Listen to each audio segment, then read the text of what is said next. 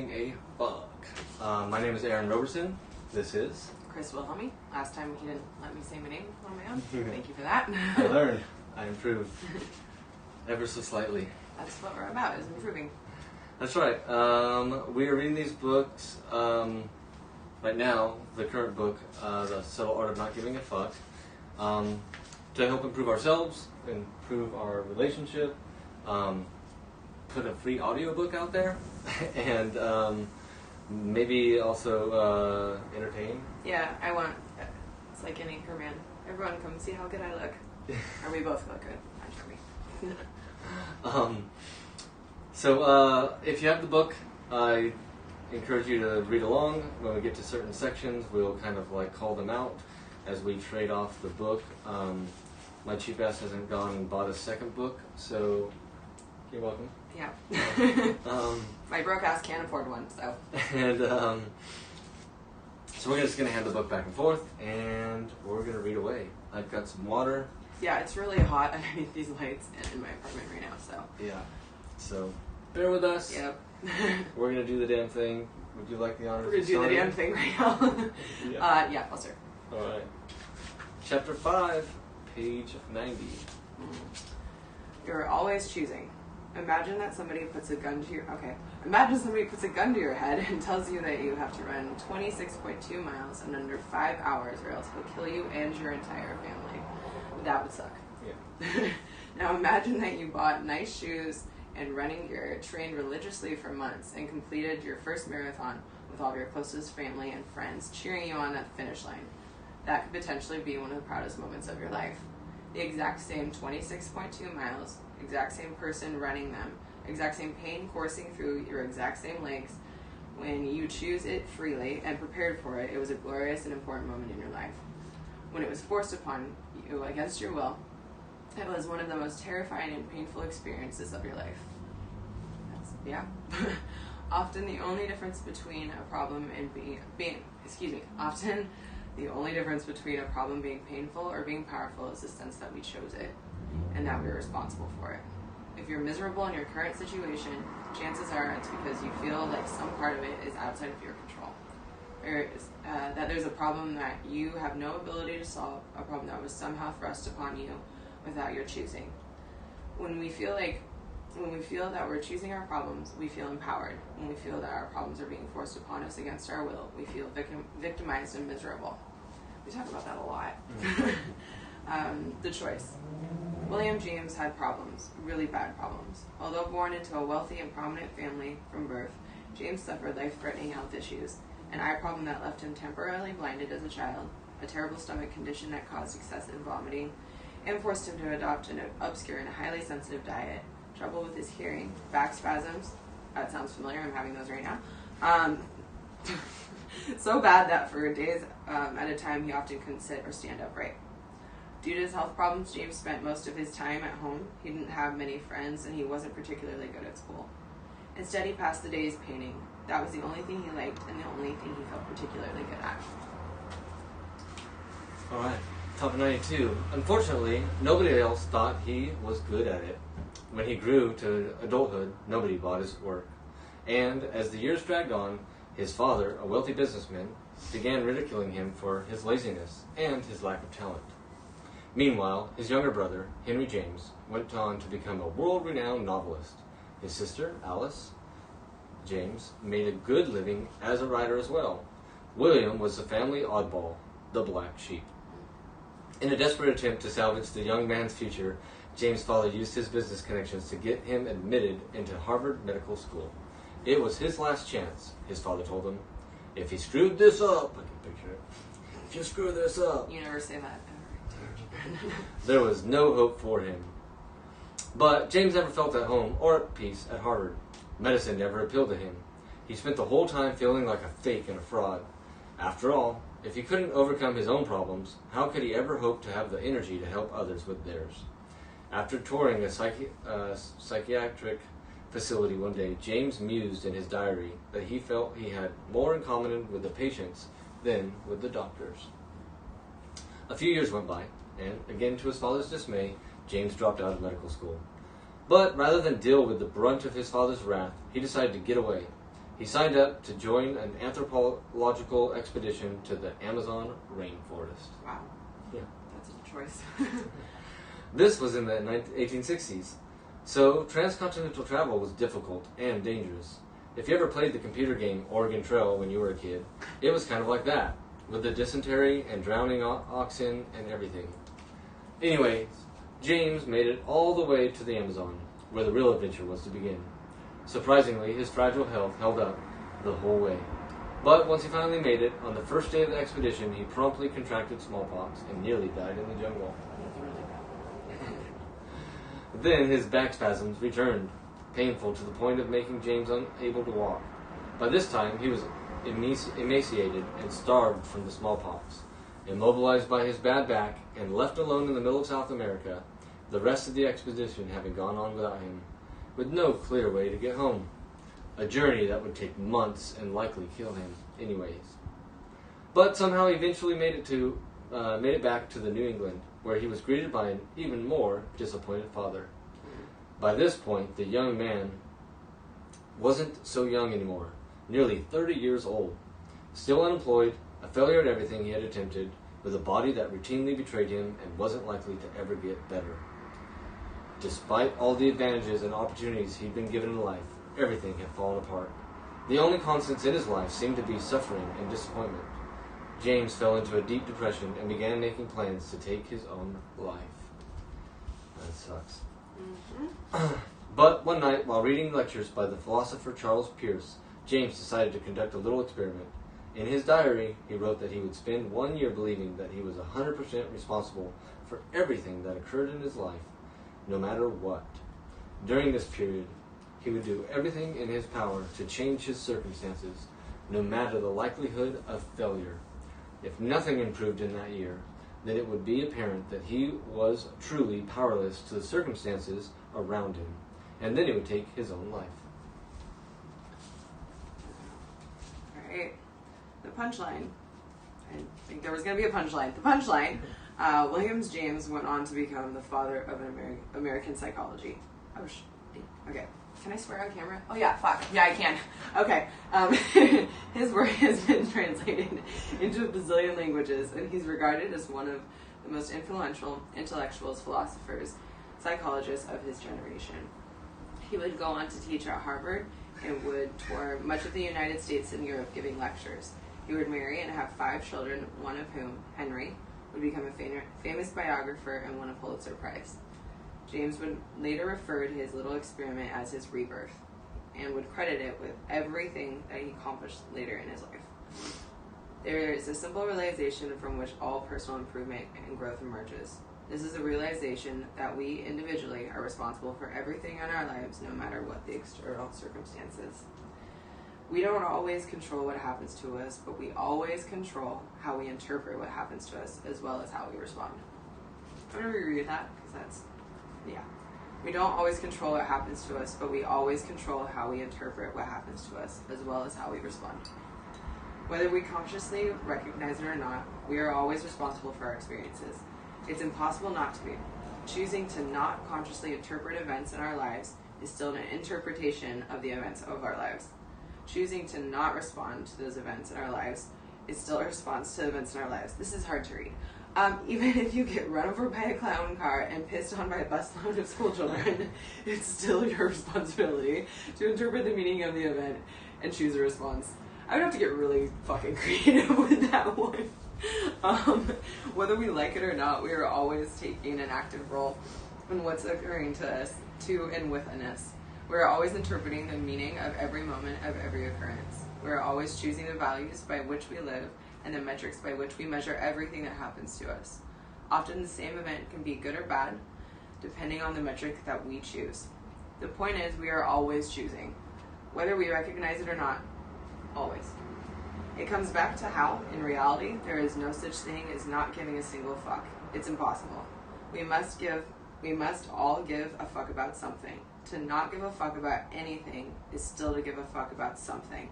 It's contradictory to the book title, isn't it?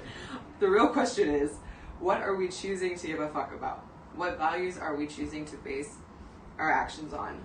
What metrics are we choosing to use to measure our life? And are those good choices, good values, and good metrics? I can't believe I asked if I could swear on camera, considering the book title, especially for that. Alright. The responsibility fault fallacy. This is bottom of 95, if you're reading along. Years ago, when I was much younger and stupider, I wrote a blog post, and at the end of it, I said something like, and as a great philosopher once said, with great power comes great responsibility. It sounded nice and authoritative. I couldn't remember who had said it, and my Google search had turned up nothing. But I stuck it in there anyways. It fit the post nicely. I thought that was a common quote. Yeah. I was like, Google, you failed on you. About 10 minutes later, the first comment came in. I think the great philosopher you're referring to is Uncle Ben from the movie Spider-Man. As another great philosopher once said, dope. Homer Simpson. With great power comes great responsibility. The last words of Uncle Ben before a thief whom Peter Parker let get away murders him on a sidewalk full of people for absolutely no explicable reason. That great philosopher. Still, we've all heard the quote. It gets repeated a lot. Usually, ironically, and after about 7 beers. It's one of those perfect quotes that sound really intelligent, and yet it's basically just telling you what you already know, even if you've never quite thought about the matter before. With great power comes great responsibility. It is true, but there's a better version of this quote, a version that actually is profound, and all you have to do is switch the nouns around. With great responsibility comes great power. The more we choose to accept responsibility in our lives, the more power we will exercise over our lives. Accepting responsibility, got it. Accepting responsibility for our problems is thus the first step to solving them. I once knew a man who was convinced that the reason no women would date him was because he was too short. He was educated, interesting, and good looking. A good catch in principle. I wouldn't date him. Too tall. But he was absolutely convinced that women found him too short to date. And because he felt that he was too short, he didn't often go out and try to meet women. The few times he... Did I just keep reading through beyond what I was supposed to? No. I'm super upset about it. Go for it. The few times he did, he would hone in on the smallest behaviors from any woman he talked with that could possibly indicate he wasn't attractive enough for her. Excuse me. And then convince himself that she didn't like him. And if she really did, even if she really did. I feel like my stumbling made that really hard. Yeah, can you read it again? The few times he did try, he would hone in on the smallest behaviors from any woman he talked to with that could possibly indicate he wasn't attractive enough for him, for her, and then convince himself that she didn't like him. It's okay. It's confusing. Yeah. Even if she really did. So, in other words, yeah, he would sit there and be like, okay, I'm having this great conversation with this girl, but I'm looking for signs that say she's not really into me. Even if she did. Mm-hmm. As you can imagine, his dating life sucked. What he didn't realize was that he had chosen the value that was hurting him. Height. Mm-hmm. Women, he assumed, are attracted only to height. He was screwed no matter what he did. This choice of value was disempowering. It gave this man a really crappy problem. Not being tall enough in a world meant, in his view, for tall people. There are far better values that he could have adopted in his dating life. I want to date only women who like me for who I am. Might have been a nice place to start. A metric that assesses the values of honesty and acceptance. But he did not choose these values. He likely wasn't even aware that he was choosing his value, or could do so. Even though he didn't realize it, he was responsible for his own problems. Despite that responsibility, he went on complaining. But I don't have a choice, he would tell the bartender. There's nothing I can do. Women are superficial and vain and will never like me. Yes, we are. Yes, it's every single woman's fault for not liking a self-pitying, shallow guy with shitty values. Obviously. Uh-huh. Yeah. help you. A lot of people hesitate to take responsibility for their problems because they believe that to be responsible for your problems is also to be at fault for your problems. That's a big, yeah. Alright, where is that? Oh. Bottom of 97. Yeah, that really sticks out to me. Alright, despite that responsibility, what? Go for it. What? Go for it. Oh. Reread it. It's good. What? Wait, from where? This is why we need 2 books. Yeah. Responsibility. No. But you could reread it Oh, if you want. I'm just gonna go. I'm just gonna continue. We can come back to that part. I want to run away from this sentence. Stupid. Alright, responsibility and fault. This is all your fault. It's not my problem, okay? Responsibility and fault often appear together in our culture. But they're not the same thing. If I hit you with my car, I am both at fault and likely legally responsible to compensate you in some way. Even if hitting you with my car was an accident, I am still responsible. This is the way fault works in our society. If you fuck up, you're on the hook for making it right, and it should be that way. But there are also problems that we aren't at fault for, yet we are still responsible for them. For example, if you woke up one day and there was a newborn baby on your doorstep, it would not be your fault that the baby had been put there, but the baby would now be your responsibility. If you have to choose what to do, or excuse me, you have to choose what to do. There's no if, yes, you would have to figure out what to do. Whatever you ended up choosing, keeping it, getting rid of it, ignoring it, feeding it to a pit bull. This guy is fucked up sometimes. There would be problems associated with your choice, and you would be responsible for those as well. Judges don't get to choose their cases. When a case goes to court, the judge assigned to it did not commit the crime, was not a witness in the crime, it was not affected by the crime, but he or she is still responsible for the crime. The judge must then choose the consequences. He or she must identify the metric against which the crime will be measured and make sure that the chosen metric is carried out. We are responsible for experiences that aren't our fault all the time. This is a part of life. The whole dad thing just came back to me like, this is the way it is. Because I said so. Here's one way to think about the distinction between the two concepts. Fault is past tense. Responsibility is present tense.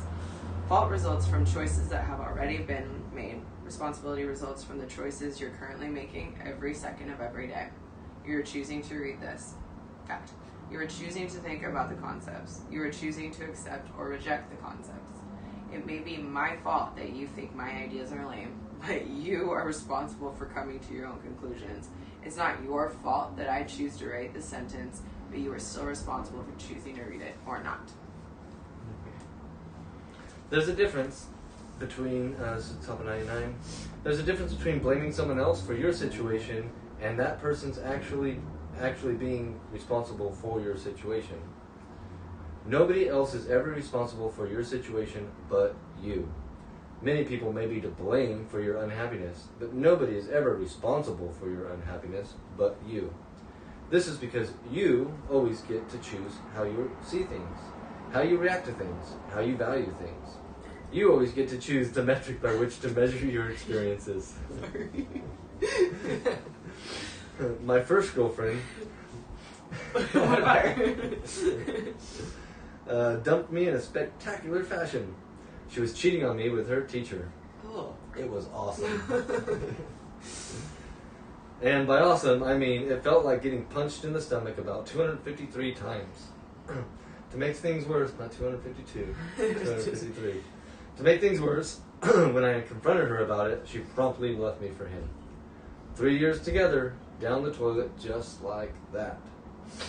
I was miserable for months afterwards. Yeah. That was to be expected. But I also held her responsible for my misery, which, take it from me, didn't get me very far. It just made the misery worse.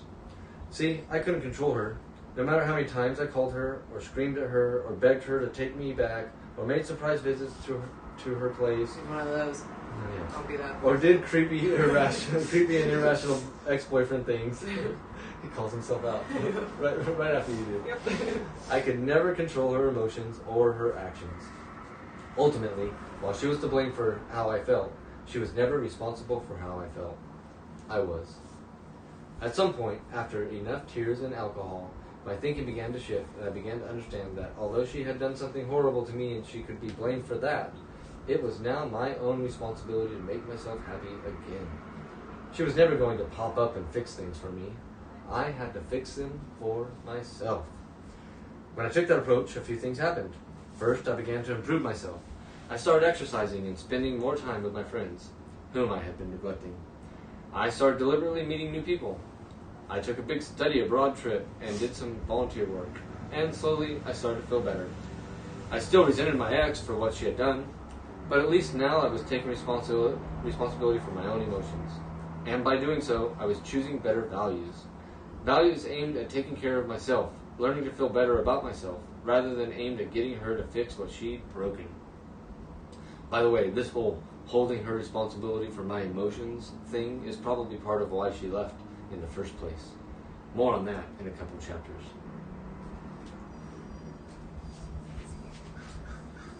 And about a year later, something funny began to happen. As I looked back on our relationship, sorry, I just hit the mic. Then a year later, something funny began to happen. As I looked back on our relationship, I started to notice problems I had never noticed before. Problems that I was to blame for and that I could have done something to solve. I realized that it was likely that I hadn't been a great boyfriend and that some people don't just magically cheat on somebody they've been with unless they're unhappy for some reason. I'm not... You're looking at me like... What? Alright. Just so I talk about my first girlfriend. I'm not saying that this excused what my ex did. Keep your hand off me. I'm just kidding. I love you. I'm not saying that this excused what my ex did. Not at all. By recognizing my mistakes helped me to realize that I perhaps hadn't been the innocent victim I believed myself to be. And that I had to roleplay. No, maybe they were into that. She wasn't. That I had a role to play in enabling the shitty relationship to continue for as long as it did. After all, people who date each other tend to have similar values, and if I dated someone with shitty values for that long, what did that say about me and my values? I learned the hard way that the people in your relationship are selfish and doing hurtful things. It's likely that you are too, and you just don't realize it. In hindsight, I was able to look back and see warning signs of my ex-girlfriend's character, signs I had chosen to ignore or brush off when I was with her. That was my fault. I could look back and see that I hadn't exactly been the boyfriend of the year for her either. In fact, I had often been cold and arrogant toward her, and other times I took her for granted and blew her off and hurt her. These things were my fault too. Did my mistakes justify her mistake? No. But still, I took on responsibility of never making those same mistakes again, and never overlooking the same signs again, to help guarantee that I will never suffer from the same consequences again. I took on the responsibility of striving to make my future relationship with women much better, and I'm happy to report that I have. No more cheating girlfriends leaving me, no more 253 stomach punches. I took responsibility for my problems and improved upon them. I took responsibility for my role in that unhealthy relationship and improved upon it in other relationships. And you know what? My ex leaving me, while one of those painful experiences I've ever had, was also one of the most important and influential experiences of my life. Yeah. I credit it with inspiring a significant amount of personal growth. I learned more from that single problem than dozens of my successes combined. While we all love to take responsibility for success and happiness, hell, we often fight over who gets to be responsible for success and happiness. But taking responsibility for our problems is far more important, because that's where the real learning comes from. That's where the real life improvement comes from. And to simply blame others is only to hurt yourself. There you go. So, starting with responding to tragedy. Responding to tragedy. Oh, wow. All right, you've gotten way more confident in your readings since the beginning of the chapter. 102. But what about really awful events? A lot of people can get on board with taking responsibility for work-related problems and maybe watching too much TV, and when they should really be playing with their kids or being productive. But when it comes to horrible tragedies, they pull the emergency cord on the responsibility train and get off when it stops. Some things just feel too painful for them to own up to. But think about it. The intensity of the event doesn't change the underlying truth. If you get robbed, say, you're obviously not at fault for being robbed. No one would ever choose to go through that. But as with the baby on your doorstep, you are immediately thrust into responsibility for a life and death situation. Do you fight back? Do you panic? Do you freeze up? Do you tell the police? Do you drink panic? boxed wine and get really upset that your car got broken into? Yes. Do you try to forget it and pretend it never happened? These are all choices and reactions you're responsible for making or rejecting. You didn't choose the robbery, but it's still your responsibility to manage the emotional and psychological and legal fallout of the experience. In 2008, the Taliban took control of the Swat Valley, a remote part of the northeastern Pakistan. They quickly implemented their Muslim extremist agenda. No television, no films, no women outside the house without a male escort, no girls attending school. By 2009, an 11-year-old Pakistani girl named Malala Yousafzai had begun to speak out against the school ban. She continued to attend her local school, risking both her and her father's lives. She also attended conferences in nearby cities. She wrote online, quote, "How dare the Taliban take away my right for education," end quote. In 2012, at the age of 14, she was shot in the face as she rode the bus home from school one day. A masked Taliban soldier, armed with a rifle, boarded the bus and asked, "Who is Malala? Tell me, or I will shoot everyone here."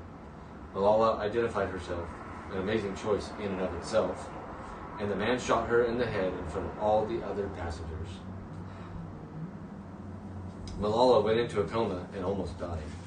The Taliban stated publicly that if she somehow survived the attempt, they would kill both her and her father. Today, Malala is still alive. She still speaks out against violence and oppression towards women in Muslim countries, now as a best-selling author. In 2004, she received the Nobel Peace Prize for her efforts. There's a movie with that title, right? Or a documentary? I think so. Yeah. Or there's a book. I'm like this. Yeah. This makes it sound so small. I've heard about this thing before. Yeah. Anyway, but go on. It would seem that being shot in the face only gave her a larger audience and more courage than before. It would have been easy for her to lie down and say, "I can't do anything," or "I have no choice." That, ironically, would still have been her choice, but she chose the opposite. A few years ago, I had written about some of the ideas in this chapter on my blog, and a man left a comment.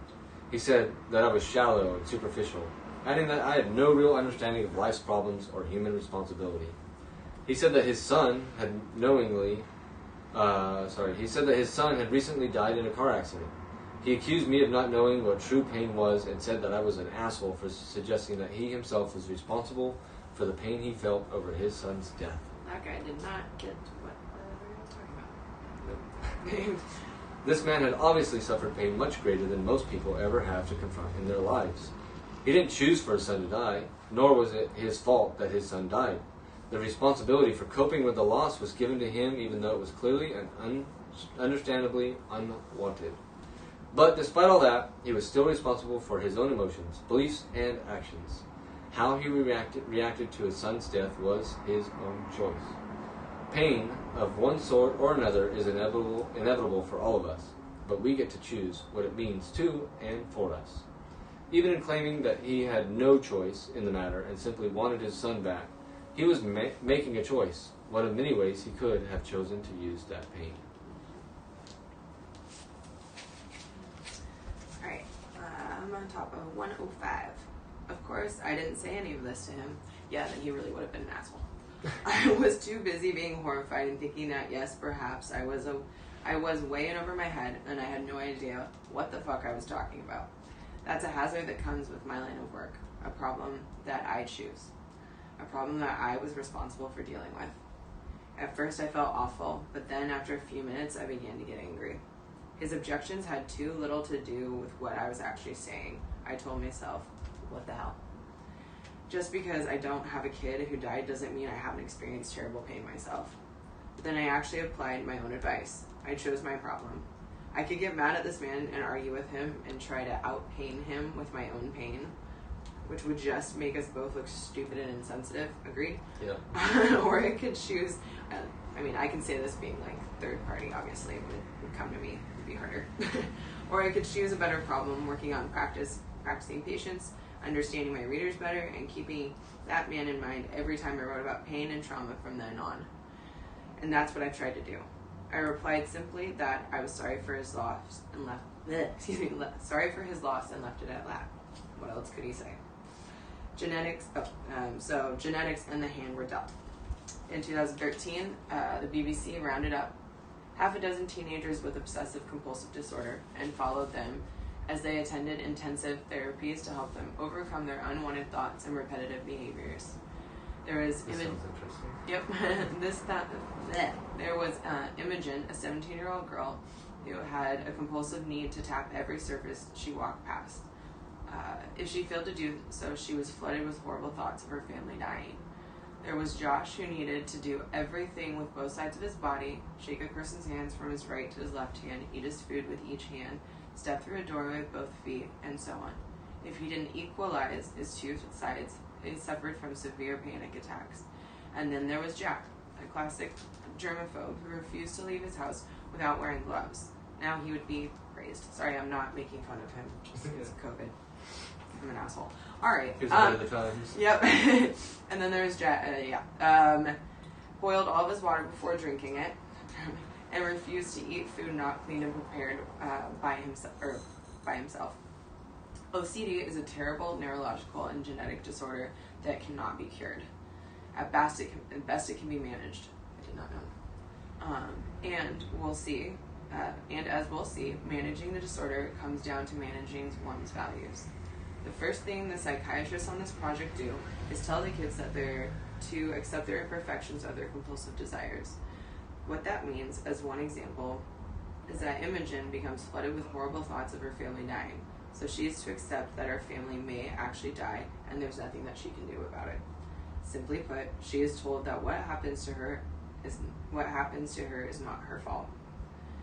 Josh is forced to accept that over the long term, equalizing of all his behaviors to make them symmetrical is actually destroying his life more than occasional panic attacks would. Think of it that way. And Jack is reminded that no matter what he does, germs are always present and always infecting him. The goal is to get the kids to recognize that their values are not rational, and that in fact their values are not even theirs, but rather their disorders.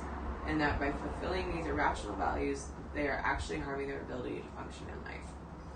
It's really powerful. The next step is to encourage the kids to choose a value that is more important than their OCD value and to focus on that. For Josh, it's the possibility of not having to hide his disorder from his friends and family all the time. The prospect of having a normal functioning social life.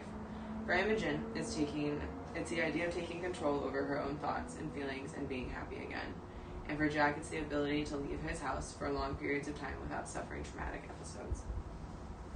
These new values held and front and center in their minds, the teenagers set out on intensive desensitization. I'm gonna just go. I'm too mad about it. Intensive exercise, so that's what we'll say.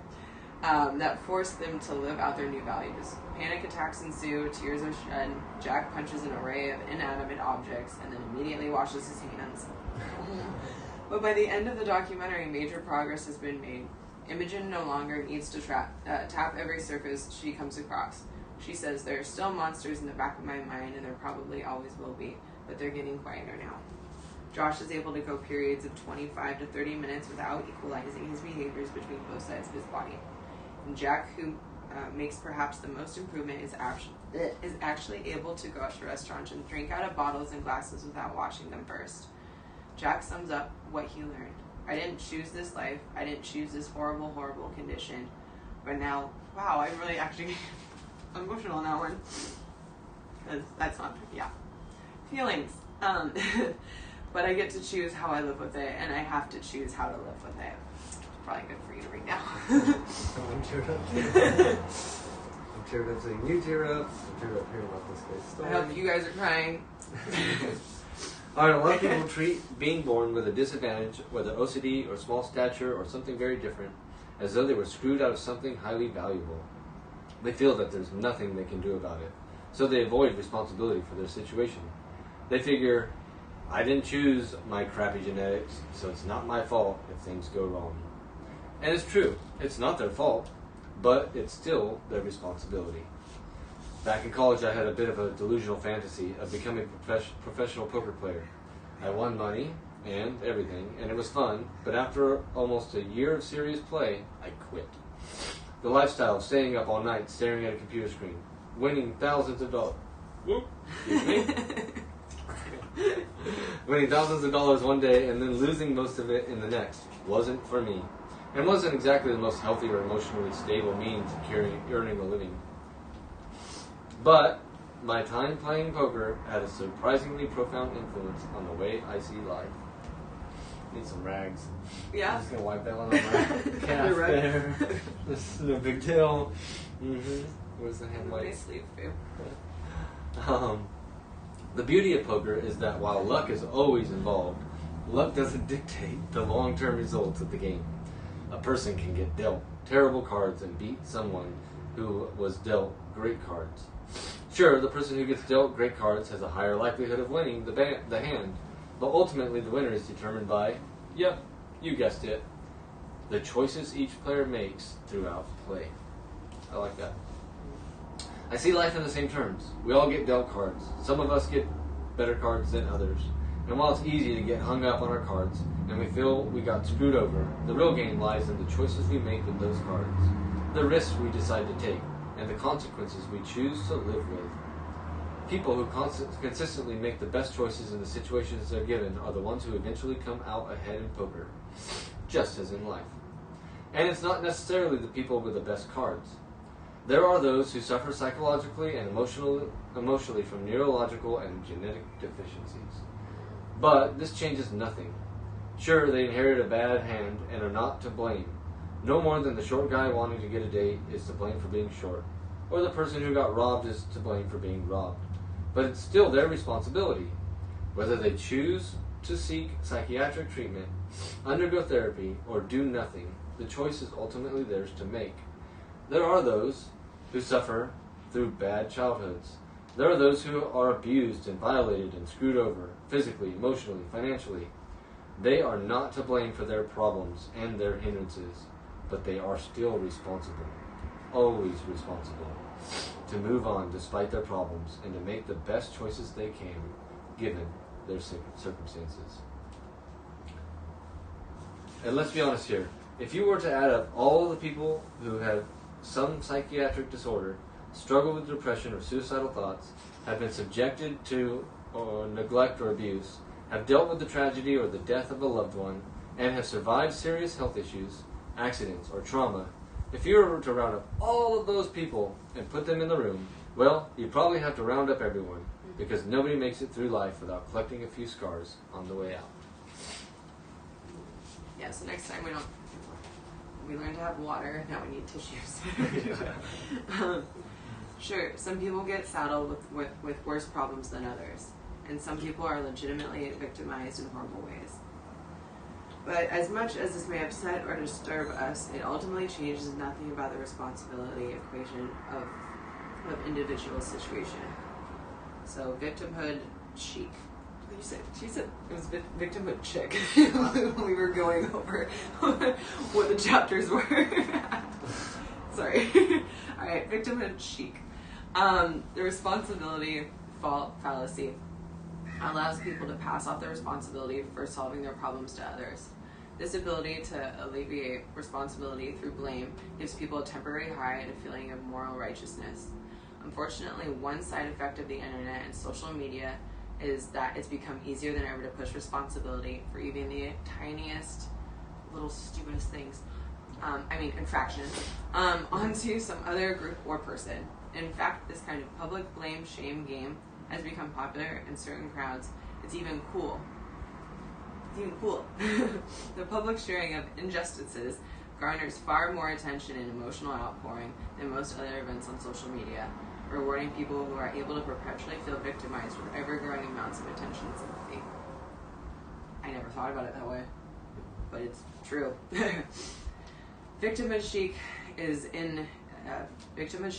in this style on both the right and the left today are both. Sorry, wow, I fucked that up. Victimhood Chic is in style on both the right and the left today, among both the rich and the poor. In fact, this may be the first time in human history that every single demographic group has felt unfairly victimized simultaneously, and they're all riding the highs of a moral indignation that comes along with it. Sure, this is why I never post my opinion about anything. You're just gonna get yelled at. Right now, anyone who is right now, anyone who is offended about anything, whether it's the fact that a book about racism was assigned in a university class, or that Christmas trees were banned at the local mall, or the fact that taxes were raised 0.5% on investment funds, feels as though they're being oppressed in some way and therefore deserve to be outraged and have a certain amount of attention.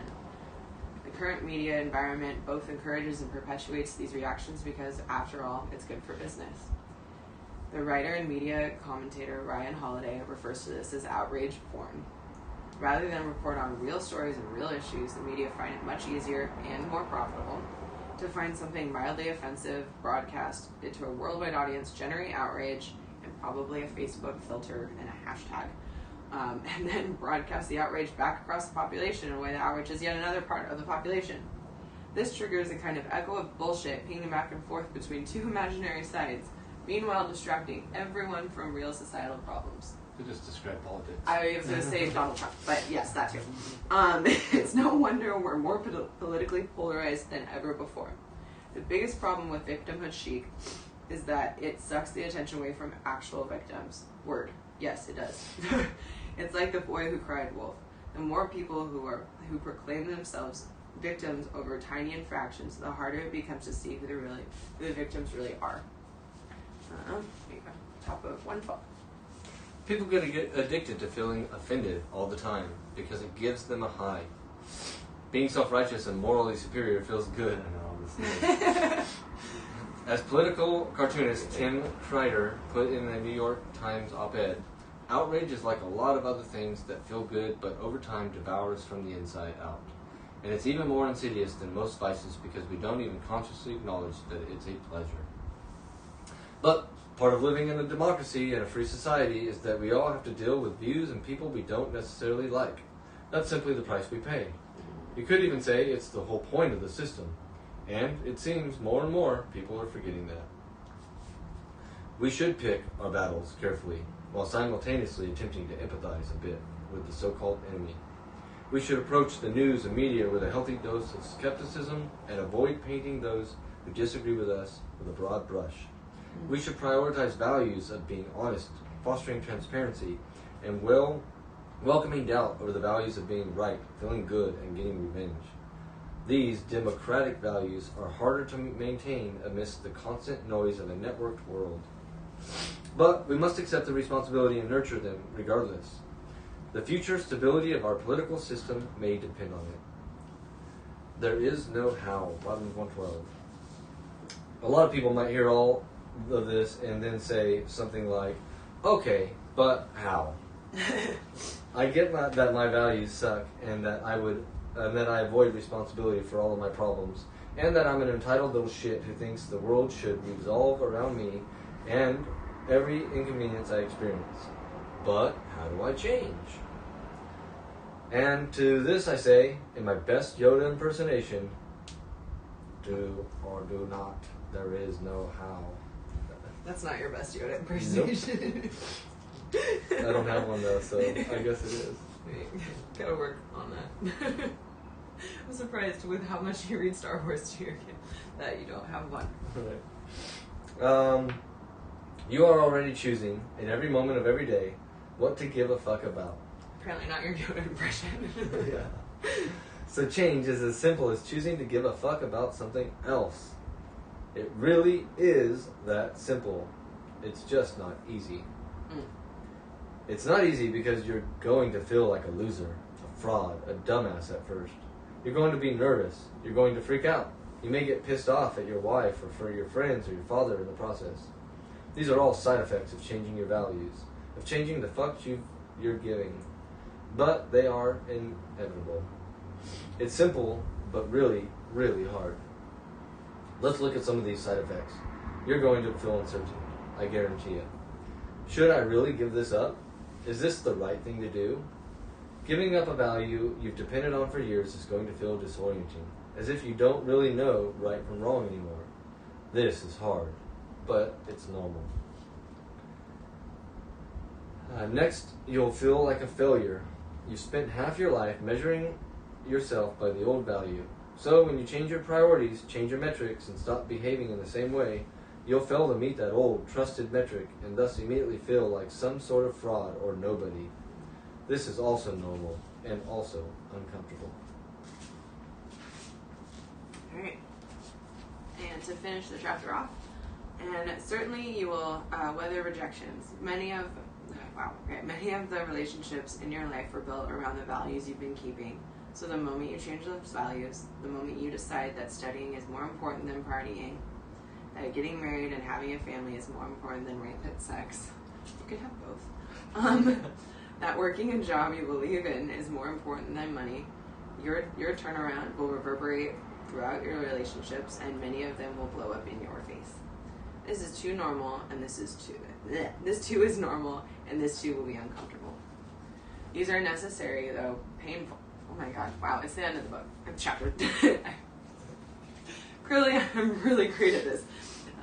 These are necessary, though painful, side effects of choosing to place your fucks elsewhere, and a place far more important and more worthy of your energies. As you reassess your values, you will be met with internal and external resistance along the way. More than anything, you will feel uncertain. You will wonder if what you're doing is wrong. But as we'll see, this is a good thing. Cool. That was a lot. Yeah. I like that at the end he says you'll feel like nobody. You'll feel like you might be doing wrong. You even feel like you'll be disoriented. You'll super encouraging to make you want to change. No, really though, it's so easy for us all the time to be like, oh well, I can't be myself in this relationship, or I can't, or I don't even know who I am anymore, or et cetera, and it's true. You really are detaching from the ego, and the ego had placed certain values, right? A lot of the ego is coupled with the values, and you get the ego based on if you meet those values, right? So if you change those values, now the ego goes, what am I supposed, who am I? Where am I? What do I do? How do I validate myself? All the things, all the standards by which I once knew me, my ego, that I did identify with, are gone, right? Shit, my cat. And Come here. It's tempting to avoid that, to run from that, to say that that's what's wrong. This is the problem, not my past behaviors, not my past thoughts. She looks at the camera. But what's wrong is this new way of trying to do life, and then it's like, I'm just going to go back to the old thing, because that's what I know. It was somewhat working for me, kind of, but not really. But this makes me feel worse right now. Yeah, that's definitely, I can relate to that, because I've been trying to drink less, and whenever I'm in that limbo of do I go out or not, the uncomfortability of not being able to decide, I by default go and drink, or because it's so new to me. It's or what else do I do with my day? I don't drink all day. But it's just so normal to that routine I've created, that when I am changing, it feels, uncertain, and that uncomfortability of doing something different drives me back to wanting to drink. Yeah, it's just easier to fall back on those. Yeah, and then I continue to hurt myself through the same patterns and behaviors, versus when I do stick it out and then moderate, stick to my goals. In the long run, it feels better. So thank you saying it would. So this chapter, I wish I could take notes when we read. I think one of the biggest things is just like being upset with the fact that I have to be responsible. Like, well, it's like, but I don't want to. Like, you know, like if, you know, my boss fired me and she was a total bitch, and I'm clearly still upset about it. I was pissed for a while and, you know, blamed everything on her and the fact that I wasn't set up for success and all these other things. But it still didn't change the fact that I didn't have a job. Yeah. So, and the longer I ruminated on that and started getting more upset about it, and like everything's against me, the less I wanted to even apply for new jobs, because I just like manifested that they would, or thought that, you know, the same thing would happen again, and that I'm worthless and I'm never going to get a job again. And all she did was fire me. I created the rest of that. Yeah. So, yeah, and accepting and taking responsibility, though, is, you know, it ends your suffering so much sooner, even if it is really hard. Yeah. So, now you guys know everything about my life. Drinking, unemployed, it's great. But yeah, no, I really do. I like that. Like, yeah, it's not your fault, but it is your responsibility. Yeah. And there is that like fine line, right? Like, you hear the story, the example all the time of like, well, this girl got raped, but well, she shouldn't have been dressing sexy. Yeah. It's like, that's her fault. Like, no, that's not her fault. No. But regardless of like, yeah, it's not her fault. And part of taking responsibility for what happened to her may or may not be changing the way that she dresses when she goes out in the future. Probably not. It's not saying like it's your fault and you need to now stop dressing that way. But it is your responsibility, one way or another, to like move past what had happened, not let that keep you from not going out at all, not let that keep you, like, it's for you to assess like where you can take control and where you can like move forward with your life. And however that looks. So definitely not saying it's your fault. You know, you asked for it. Like, no. The taking responsibility is not saying that at all. It's just you're not taking responsibility for what happened to you. It's taking responsibility for, as he said over and over again, what you do with it and how you react. That could be just as bad of an interpretation of the actual events as interpreting it as I am worthless and and now I'm so screwed up I can't ever do anything with my life. Like, for example, if somebody's like a kid, right, whose parent dies or a sibling dies or something like that, or a mother who's lost their kid and they say, oh, it's my fault. If I didn't do this, or if I didn't get in a fight with them that day, or whatever, they would still be here with me. Yeah. And it's like, that's a bad interpretation of what happened. It is not your fault. But you still are responsible for, like, not for owning that you got in that fight. Like, you got in a fight. You get in all kinds of fights. The fight did not lead to the person's death. Yeah. What you're responsible for is being able to forgive yourself for anything, forgive them, forgive the scenario, and just keep moving forward.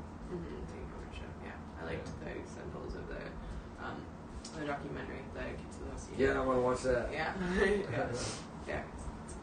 Kind of going in circles, but just like I can't remember what it was exactly, but just being upset at the hands that they were dealt because it's not fucking fair.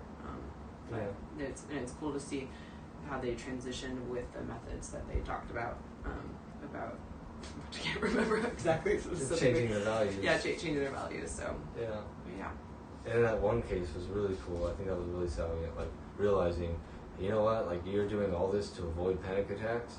If you actually let the panic attacks happen, they'd probably be not as bad as what you're doing to yourself. Yeah. If you didn't so your avoidance of the problem is actually causing problems that are worse than the problem that you started out with. Yeah, that sounds familiar. Recently went through something like that. Yeah, what's the next chapter? Next chapter is chapter 6. I know, I'm brilliant. I can count up to 6 at least. And it is called You're Wrong About Everything. Bet you can't wait to join for that one. Awesome. Subtitles are But So Am I, Architects of Our Own Beliefs, The Dangers of Pure Certainty, Manson's Law of Avoidance, Kill Yourself, Yeah, let's. How to Be a Little Less Certain of Yourself. Alright. Sweet. Right on. Well, thanks for joining us. We try to do this every Wednesday.